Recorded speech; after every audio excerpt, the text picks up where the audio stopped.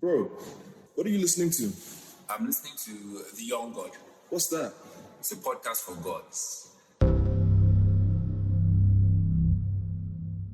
Hey there, if you're new here, please subscribe.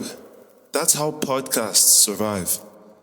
Wherever you're listening, Apple Podcasts, YouTube Music, or Jamit, just hit that subscribe button and leave a rating or review. And by the way, you can follow the podcast on social media. Twitter, at I am the Young God. Instagram, at the Young God Pod.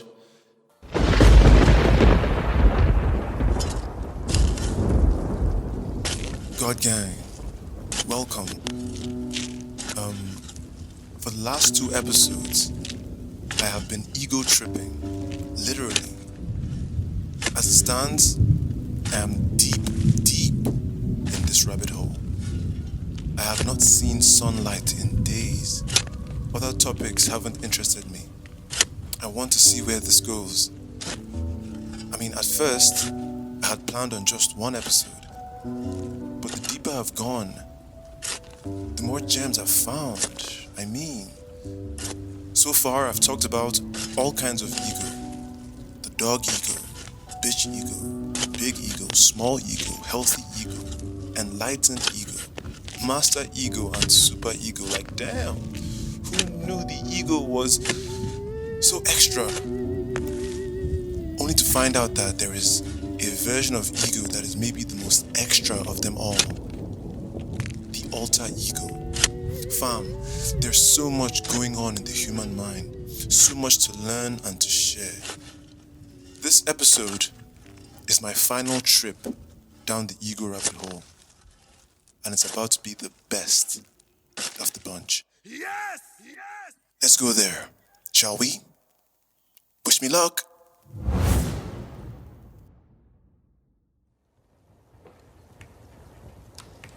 A few years ago, before I even thought of talking about the ego, talk less of the alter ego, one of you slid in my DMs. You said to me, Rodney, your self-love is so pure. It feels like this is as God intended for us to be. It's not like how people just say it. You live it. I feel it. It's self-evident on your podcast. Every word communicates a person who is whole and happy in his skin. Happy to be here. I want this feeling for myself, but I feel nothing despite knowing who I am. Teach me, please. Since you asked so nicely, I'm happy to teach. That's what I'm here for. My first thought after, reading that message was, how do you know who you are?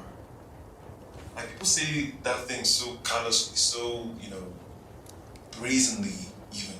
Like, how do you know that you know who you are? And if you know who you are, what are you doing with that knowledge? Do you actually like who you know yourself to be? That's another question. The thing is, your level of self-love is directly proportional to how much of yourself there is to love. It is hard to love yourself fully when you're not living fully, when you're not developed fully, when you're limited to an identity, when you've put yourself in a box. For me, it was recognizing that I was a God made in the image of God. That there was so much more to me than the limited options given to me by society, at home, at school, at church, that I could be anything I wanted to be. This realization was like finding gold. Hell, it was better than finding gold. Nothing in this world compares to that mental freedom.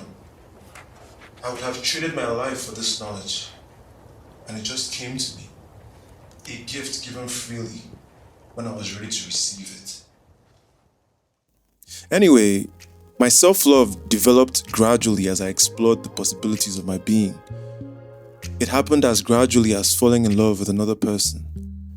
Slowly, and then all at once. I presume you don't feel the same because you're afraid of letting go of your current identity, afraid of expanding it. You don't know what's beyond the seams of the little bubble and box that you've built for yourself. Or maybe because you don't have the space, whether physically, mentally, or socially, to experiment with your being and find out who you really are. Lucky for you, there are many, many ways to develop this relationship with yourself. And one of them is a hack, the crux of this episode. Through the creation of an alter ego, a second self, the person to whom one grants absolute confidence and who is charged with acting in one's place. A mental version of you that is limitless. You make your weaknesses their strengths, your insecurity their confidence. Even give them a name, give them traits. When you need them, you let them take over until it becomes you. Fun fact, the young God is my alter ego. But more on that later. Imagine being able to instantly manifest and become the version of you need to be to get the things you want. Celebrities utilize the alter ego the most. Beyonce's Sasha Fierce, Eminem's Slim Shady, Lil Wayne's Lil Tunchi, Jennifer Lopez's Lola, Mariah Carey's Mimi, Nicki Minaj's Roman Zolanski, and Lady Gaga's Jose Calderon, to name a few. Interestingly enough, Cardi B, of all people, had this to say about the relationship between fame and the alter ego. And it's moments like this that I wish I could do Cardi B's accent. It's so iconic, you can't miss it, but I'll just say it in my words, in my voice. Fame isn't art, but the person you become when you're famous, your alter ego, that's art. I know that's right. Art. This is what it's all about. The alter ego is an opportunity to actively take on the most potent act of God, creating yourself. This is empowerment on a God level. The possibilities are endless when you figure out the what, why, when, and how. In this episode, I will show you what this idea looks like in practice. Brace yourselves. What you're about to hear will reshape your brain in unexpected ways. You will not leave this episode the same. I promise. I know that's right. Without further ado, my name is Rodney Omorgache, and you are welcome to The Young God, a podcast for those who create themselves. Yeah. Stand back, gotta talk. Watch cost.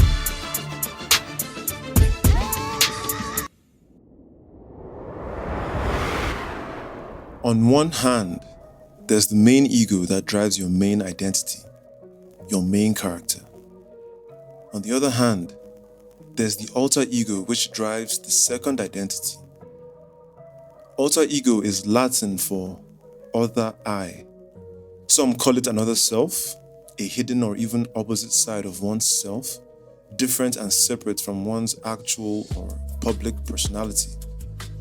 Some even say it's a better or enhanced version of oneself, possessing all the characteristics which your primary self desires or aspires to have. Not everyone has an alter ego. It's something you have to consciously create. It requires imagination and intention, vision and courage, and a whole lot of delusion to dare to become a creature of your own making. Very few people are aware that such a thing is possible. And those that are aware either don't need it, don't know how to manifest it, or don't know how it can serve them. Whichever side of the line you fall, you should know that an alter ego is not just a little game you play in your head. It's psychological warfare. It's your custom-designed, high-performing, larger-than-life second self. It's the version of you that doesn't stutter, doesn't break, doesn't people-please, and sure as hell doesn't get played. Think you, but dangerous. It's the most strategic form of self-delusion. You pretend until you hack the code of your current reality.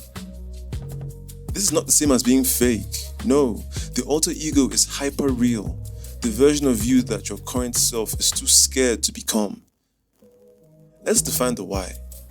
Why an alter ego? Why would anyone create one? Because maybe your current self is tired, insecure, and sometimes just a little too nice. She wants to cry over life's challenges, procrastinate her duties, and binge a 2000s sitcom all night long. And that's cute. But alter you? When she's in the driver's seat, she finishes tasks, turns heads, and leaves an impression. He performs, survives, dominates, and has a better life experience. It's really simple. You don't like yourself? Create a new version of yourself. Some create alter egos as a form of rebellion against their circumstance or environment. The most common reason is to tap into more confidence. But confidence is tricky because you can only fake confidence for so long.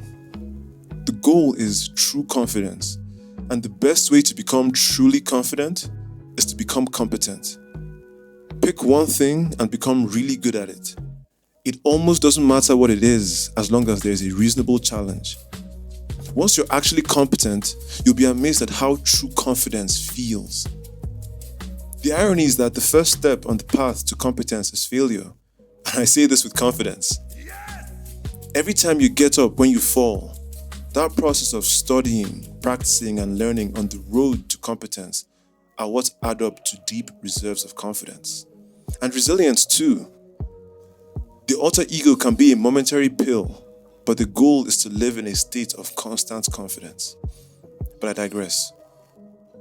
Creating an alter ego for yourself can be quite beneficial if you find it exhausting to embody your desired version of self all the time, or experience difficulty representing or relating to a fixed state of self continuously or repeatedly. Especially if you exist in environments that make it difficult to be yourself. Environments where you're expected to know your role and play that role only. Inventing an alter ego helps to be able to identify with a made-up side of yourself without feeling the pressure to show up as them every minute of the day, especially if they are inherently or drastically divergent from your normal self. It empowers you to think and expect more of yourself naturally and get over your mental limitations. As a bonus, it gives your audience a new way to experience you. The alter ego also acts as psychological armor against the self-judgment that prevents you from being. Because remember, I pointed out in the previous episode that it's not really people's opinions you're worried about. It's your opinion of yourself which you're projecting on others that you're worried about. So the alter ego shields you from your own negative self-talk and self-thoughts. How dope is that? Think of the alter ego as the Superman to your Clark Kent, the Spider-Man to your Peter Parker, the Iron Man to your Tony Stark, the stunt double to your main character. Hold up. Wait a minute. I don't know if you noticed, but this is a full circle moment. The first episode of the trilogy was about the main character and the ego that drives it. Now here we are, in the finale of the trilogy, talking about the stunt double of the main character. And the idea is that some of life's blows are too hard for the main character's ego to take straight on. Some activities are too stressful for the main character to manage. So the alter ego is the stunt double that takes the psychological damage. It's like a safe zone for you to apply your dream self, your ideal being. Depending on the life you live and what is at stake, certain things must be outsourced to the alter ego. Because if the main character takes the blows directly, it may not recover. Basically, what you can't do, the alter ego can. That's why some of us seem so comfortable doing hard things. You think it's because we're so brave and confident and secure? Not always. Not all of us. A lot of the time, there's an alter ego at work. We have mastered the act of shifting responsibility to the other eye in order to get shit done. We're strategically delusional. Creating an alter ego is your first step towards psychological self-reinvention. It's the way out of mediocrity. It's how you become him or her. In a nutshell, your alter ego is the extension of who you are to who you could be. It's the bridge to becoming the main character. Why are you crying? This is not the most beautiful piece of art I ever heard in my life.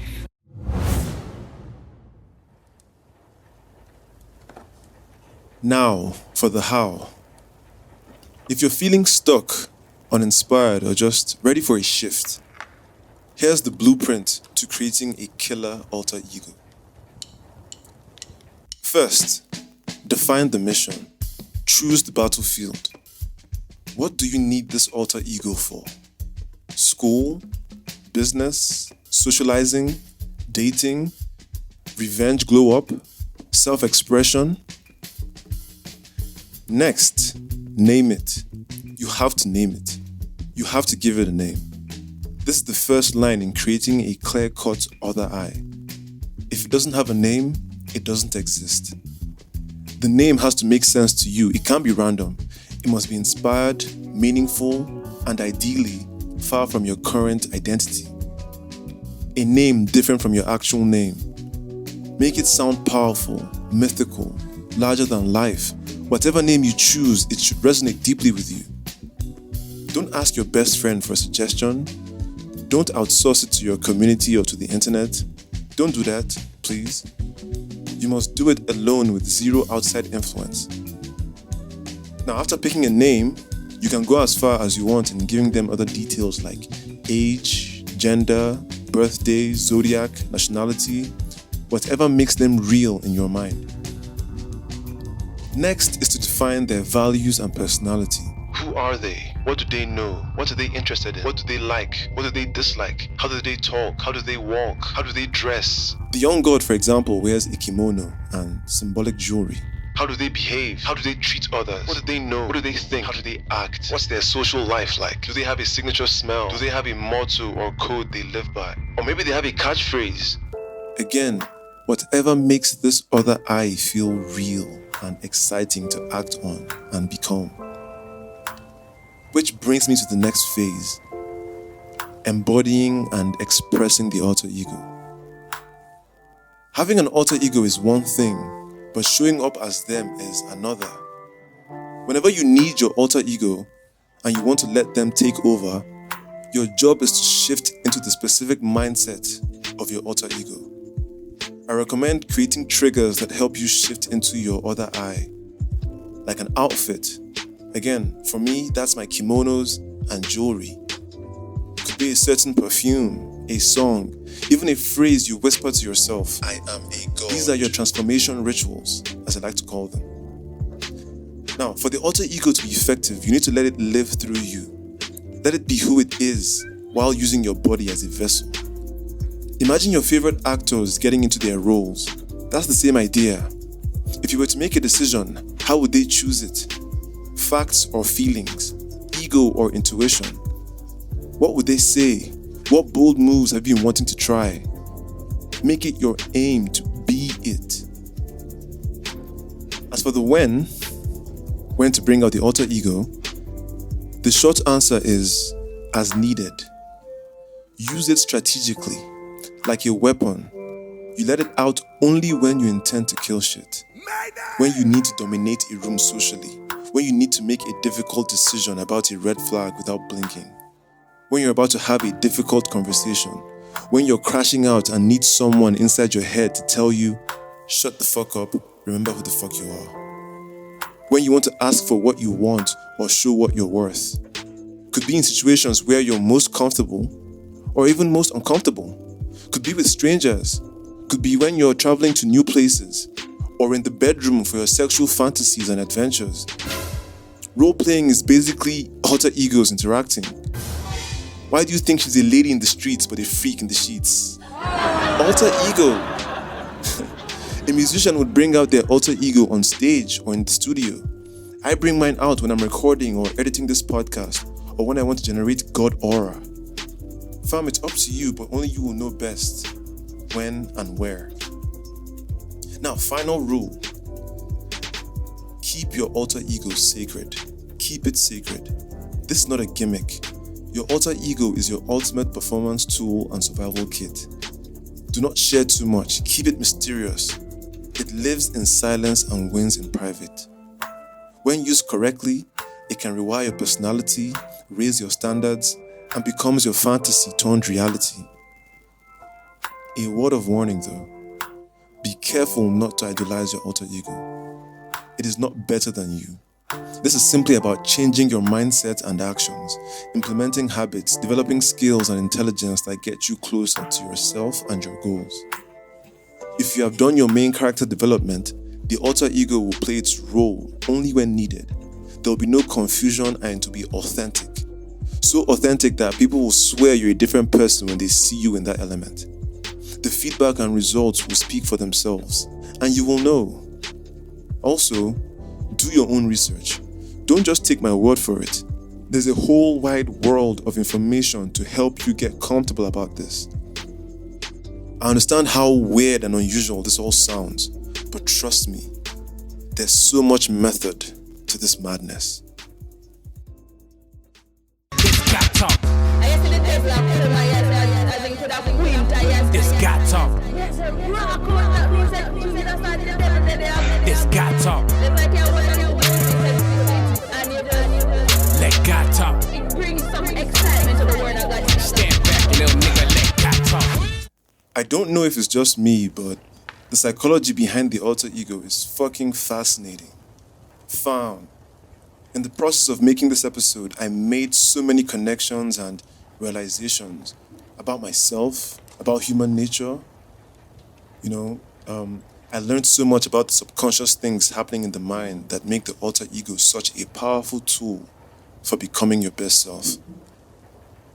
The power of the mind is not a joke. We're not even talking about the mind's ability to make calculations and create things yet.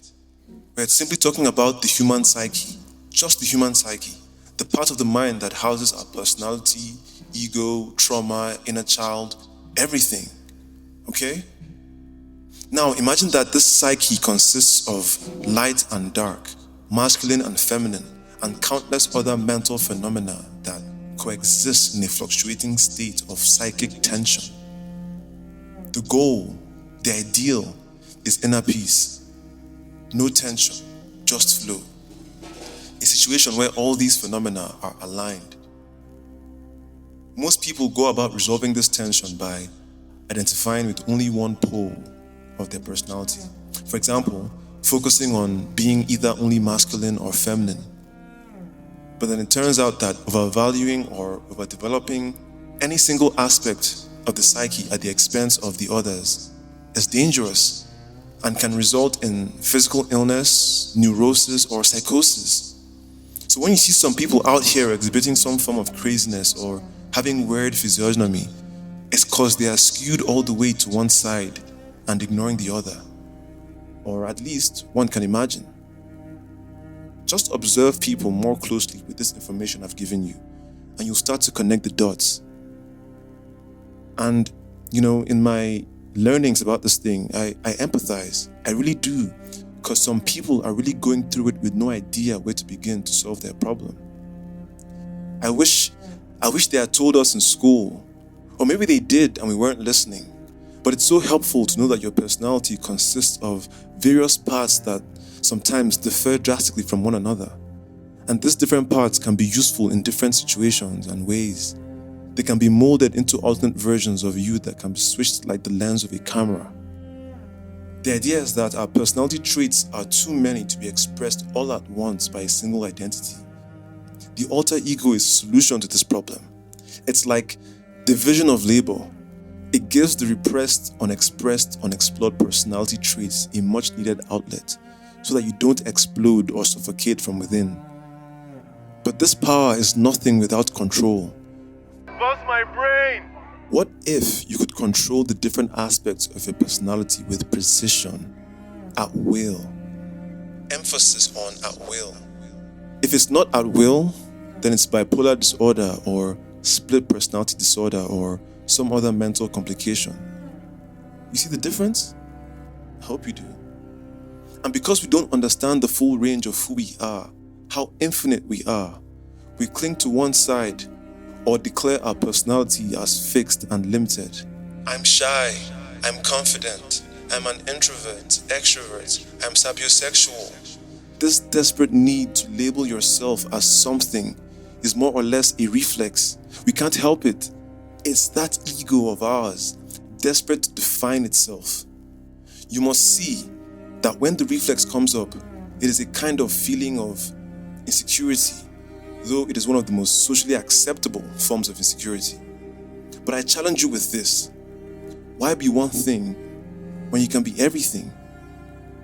You're infinite, remember? You are so much more than you know. You just need to actively develop the dormant parts of yourself to see. The alter ego is the bridge for achieving this ideal. Things get even more nuanced when you learn about inner demons and how they factor in.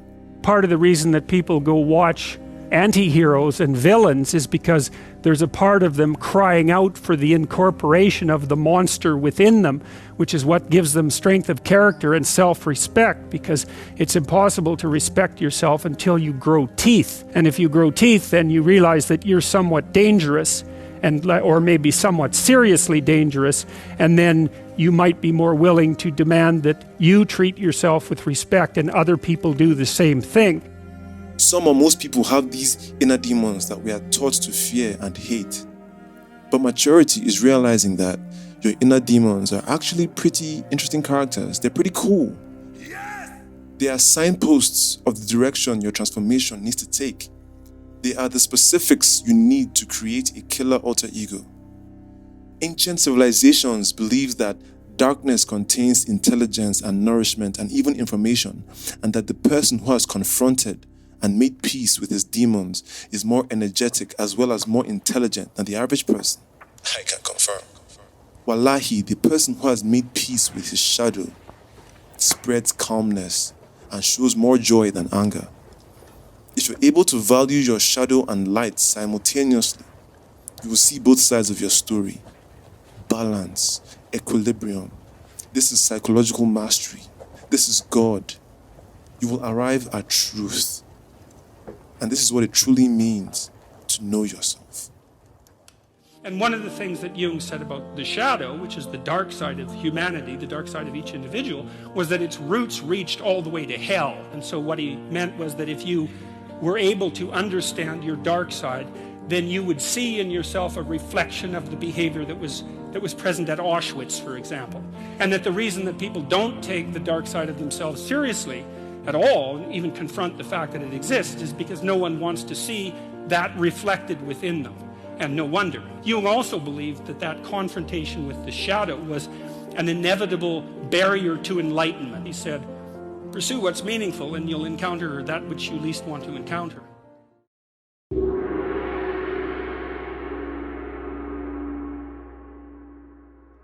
Let us pause for a moment and catch our breaths, shall we? Recenter yourself to this moment by taking several deep breaths. Inhale through your nose. Exhale through your mouth. Again. In through your nose. Hold it. Hold it. Out through your mouth. Let's resume.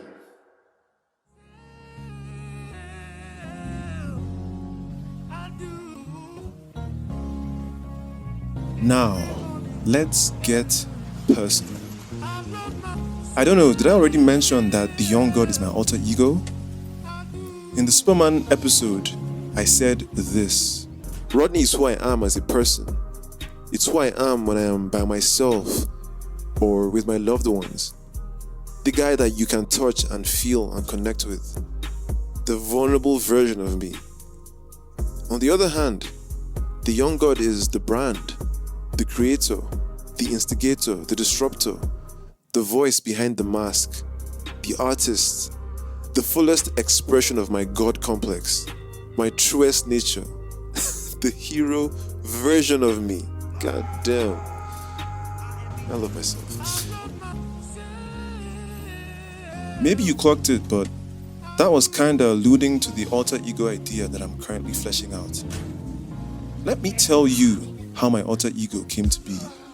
This is a true story. I have lived what I preach, okay?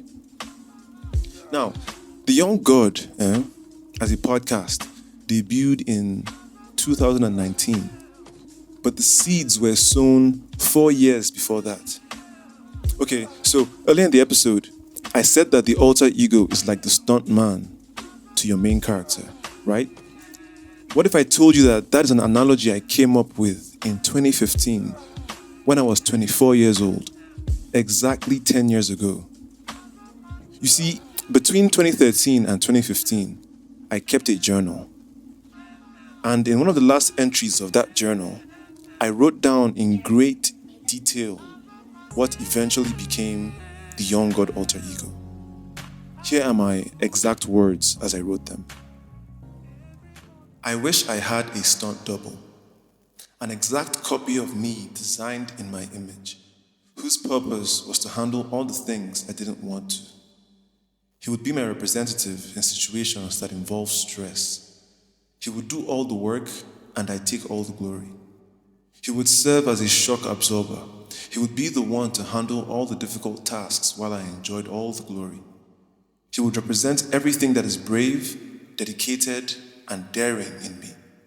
He would operate strictly outside my comfort zone. He would take all the falls, fails, disappointments, pain, and heartache. He would carry that burden until the day that I die. He would make every difficult phone call and approach every hot girl. He would make every bold decision and take 100% of the risk, while I take 100% of the credit. What would my job be then? I would be the bankable star, the face everyone knows and wants to see, the one who makes it look so easy, even though I failed 1,000 times to get here. My job would be to do all the learning and research and control where our energy is directed, to point him in the right direction and get out of his way, to keep us both healthy and alive for as long as possible by eating well, sleeping well, and keeping up appearances, to make sure he's in tip-top shape to take on the world. I make sure he is war ready. Make no mistake, he and I will be one person, two halves of the same soul, the yin to my yang, the darkness to my light. It won't be all fun and games though, because even stunt doubles get hurt and break bones every now and then. And when that happens, it'll be up to me to make sure he recovers in time. It's up to me to make sure the scars don't show. It's me and him against the world. It would be a glorious partnership. Gosh, I love myself. Yes, that's my ego talking. This is one of those occasions where I allow my ego to feel itself, to pat itself on the back. Because we did this. Somehow we made it so that past versions of myself continue to inspire and surprise the present version of myself, which makes me look forward to the future version of myself. This is self-love on 1000. This is heaven, and this could be you too. You just gotta lock in. Fam, I've been ahead of my time for quite some time. I wrote those words at 24, and by 28, I had manifested the alter ego and gave him a podcast to express himself. Then I turned it into a brand and a business. By 34, he and I have become fully integrated. Rodney and the Young God are now one and the same. I marked this psychological coming of age by branding myself as Rod, the Young God. It rhymes. How perfect and serendipitous is it? Gosh, I love myself. And this is what an alter ego can do for you. This is what continuous evolution looks like. Who knows what this will develop into by the time I'm 38? If I had to guess, I'd say that the podcast would be behind me and we'd be exploring other forms of self-expression and wealth generation. Who knows? Either way, I'm here for it.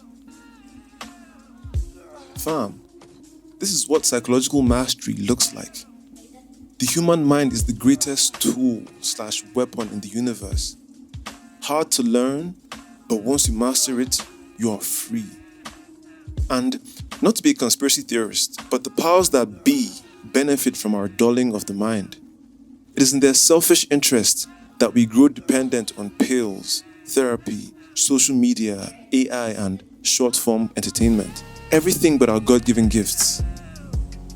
As a result, we are more susceptible and vulnerable to deception, mental illness, fear, and being controlled than ever before. And we don't even know. But you, dear listener, now you know. You now know that most of your mental and emotional problems can be solved by yourself, by learning and knowing yourself more, by not being quick to judge the things that are dark about you. It is your responsibility to do whatever you can to make sure your mind is strong, free, and most importantly, yours. You get why? A word is enough for the wise. No, really. Wisdom is profitable to direct. Easier said, I know, but this episode is a start. And let this be a reminder, dear listener. Your greatest project is yourself, not your brand, not your business, not your bank account. You.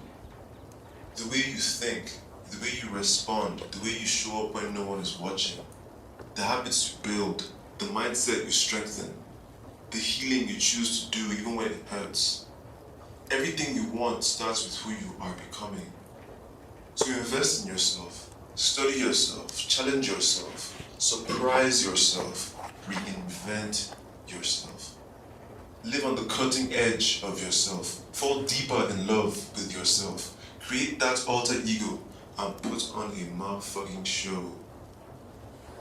The world is all a stage. Play the role that will make the play worth it for you, as long as it doesn't harm you or others. And the better you get at being you, the better everything around you becomes. You are the foundation. You are the project. You are the masterpiece in progress. And the moment you feel you have everything all figured out, don't settle. Pause. Reflect on all you have become and all that you know. Then find a new situation to place yourself within. This is the essence of humility. Surrendering to the new, the unknown. Not being a slave to the known. Humility is not an end in itself. Humility is important because it nurtures individuals who understand how to continually act harmoniously with the world. This is the way. This is the young God. This got talk. This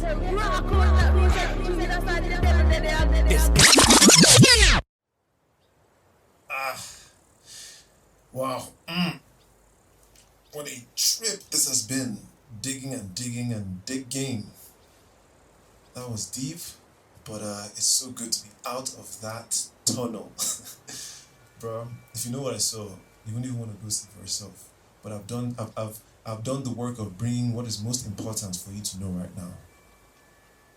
And thank you so much for listening.